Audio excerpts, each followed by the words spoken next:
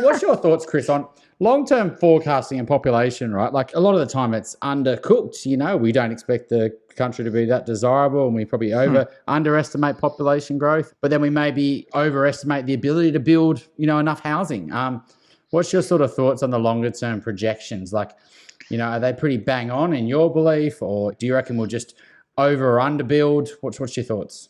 Well, I think from a population point of view, if you have a look at the projections, I mean, the only real projections that you can kind of rely on now are probably the stuff that was in the budget recently from the federal government, because they've had to think about what forward population looks like from a migration point of view. State governments have yet to publish, or New South Wales state government's yet to publish its update on what the projections look like going forward, sort of post-COVID, and they're due soon. So I'd like to see what they do, because I think they're going to have to really adjust those levers a little bit, because clearly migration is one of the biggest drivers of growth, especially in Sydney. So it'll be really interesting to see where they land in terms of that number, but I can't see the migration numbers not getting back to where they were pretty quickly. There's a huge, I mean, everyone I know is, calling out for workers. The education sector's got to get back up and running as quickly as possible. A lot of that migration is key workers that we're desperate for.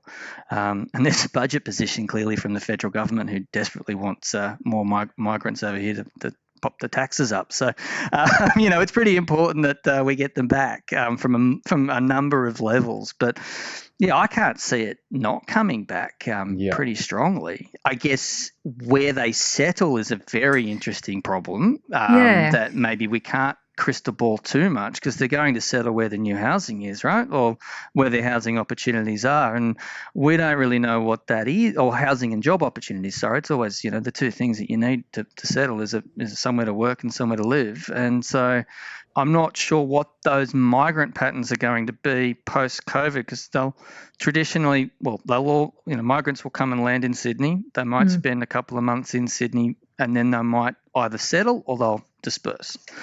And where they dispersed was relatively predictable. And the numbers that they dispersed at was relatively predictable, but I think you'd be mad to try and pick what that is in the next round of the next 5 to 10 years. I wouldn't, I could have my guesses at it, but God, it'd be a guess and nothing else.